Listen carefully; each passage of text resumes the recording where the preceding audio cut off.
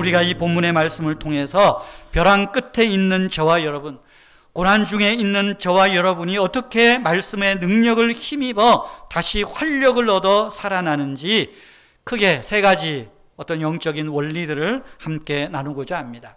첫 번째로 외로움과 비방과 오해 속에서 하나님의 말씀이 우리를 살아나게 한다는 것을 믿으시기를 바랍니다. 두 번째로 몸도 마음도 옴싹달싹 못할 때 말씀으로 우리는 살아나야 한다는 것입니다.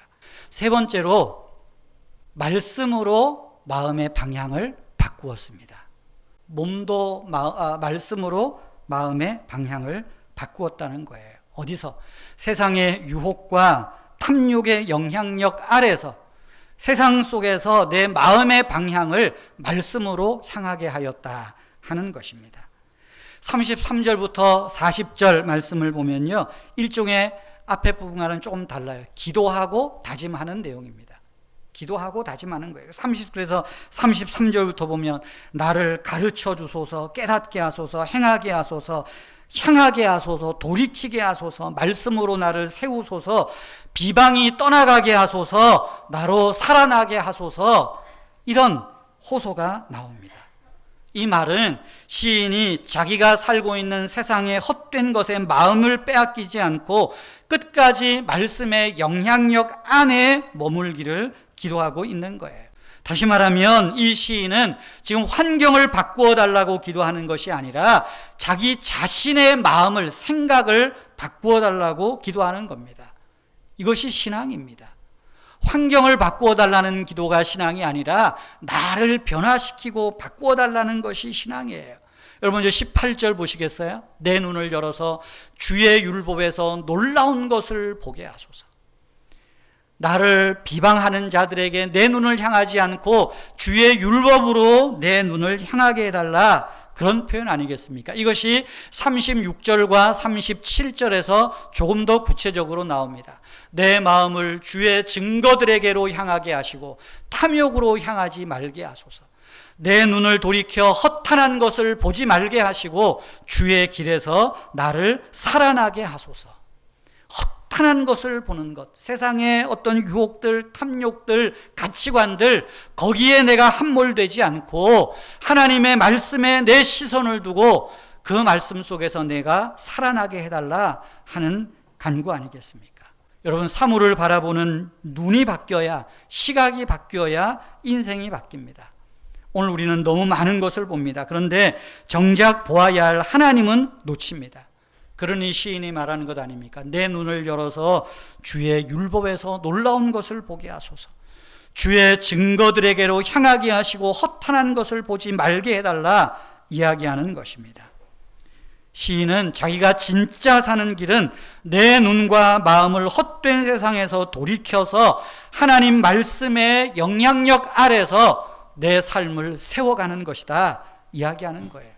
그래서 38절은 이렇게 말합니다. 주를 경외하는 주의 말씀을 주의 종에게 두소서. 세우소서. 이건 놓아달라는 겁니다. 하나님의 말씀을 내 마음에 놓아두셔서 내 시선이, 내 관점이 이제는 세상이 아니라 말씀이 되도록 삶의 방향이 바뀌게 되기를 기도하는 것입니다. 40절도 보십시오. 내가 주의 법도들을 사모하여 싸우니 주의 의로 나를 살아나게 하소서. 여기 주의 의는 앞에 말하는 주의 법, 주의 말씀, 그걸 이야기하는 거예요. 사랑하는 성도 여러분, 사람들의 말에 상처를 받고 마음이 괴로워 있지는 않습니까? 어쩔 수 없이 답답한 현실 때문에 우리의 영혼이 녹아내리는 듯한 시인의 말처럼 진토에 붙어 있는 것처럼 무기력하게 느껴지지는 않습니까? 오늘 시인은 그런 자신의 처지를 하나님께 하소연합니다. 나는 땅에서 나그네가 되었습니다. 조금 있다는 사람들이 나를 비방합니다. 나를 사람 취급하지 않습니다. 내 영혼이 진토에 붙었습니다. 나의 영혼은 녹아서 지금 눌림을 당하여 녹아내릴 지경입니다. 그러나 그때 시인은 기도하는 겁니다. 주님, 나를 후대하여 살게 해 주십시오. 주의 길에서 주의 공의로 주의 말씀으로 나를 살아나게 해주십시오. 내 능력이 아니라 하나님의 은혜로 말씀으로 나를 살아나게 해주십시오. 그 호소에 대한 주님의 응답은 무엇이겠습니까? 그래, 내가 너를, 내 말이, 내 은혜가 너를 살게 할 것이다. 마치 에스겔 37장에 마른 뼈 환상, 마른 뼈 골짜기가 있지 않습니까? 에스겔에게 너는 마른 뼈를 향하여 외치라, 하나님의 말씀을 전하라. 그럴 때 그 뼈들이 얼기설기 붙게 되고 성령이 임할 때 그 뼈가 살아나지 않았습니까? 그 마른 뼈를 살린 것 생명의 말씀이었습니다. 예수님께서도 말씀하셨습니다. 내가 너희에게 이르는 이 말은 생명이라. 생명이라. 내가 너희에게 하는 말은 생명이라. 바로 오늘 119편에서 시인은 그걸 알았던 거예요. 나를 살게 하는 것은 하나님의 말씀, 하나님의 은혜다라는 것입니다. 사랑하는 성도 여러분, 성경은 우리 삶의 인생의 매뉴얼을 넘어서 생명의 가치를 회복시키는 매뉴얼입니다. 단지 길을 잃지 않는 법이 아니라 무너진 인생을 다시 세우는, 다시 살리는 하나님의 은혜의 말씀입니다. 이것이 시편 119편에서 반복해서 외치는 살게 하소서, 나를 살아나게 하소서, 이 외침인 것입니다.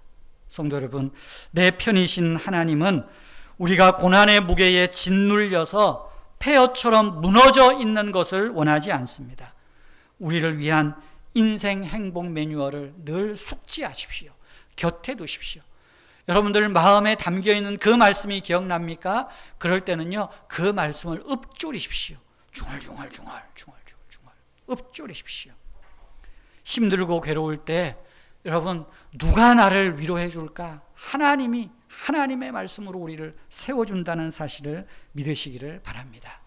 여러분, 좀 길지만요, 우리 119편 설교하는 동안에 일주일 작정하고요, 시편 119편을 꼭 한번 읽고 주일 예배 오십시오. 되게 길어요. 좀 읽으십시오. 여러분, 설교를 들으시다가 아니면 여러분들이 성경을 읽다가 여러분 마음에 탁 와닿는 말씀이 있으면은요, 그 말씀을 중얼중얼 읊조리십시오. 암송하십시오. 묵상하십시오. 그것이 결국 우리를 살리게 하는 하나님의 능력인 것을 믿으시기를 바랍니다. 그래서 짓눌린 환경 속에서 하나님 말씀의 능력으로 훌훌 털고 일어나서 다시 소망 가운데로, 능력 가운데로 달려가는 복된 한 주간 되기를 주님의 이름으로 축복합니다.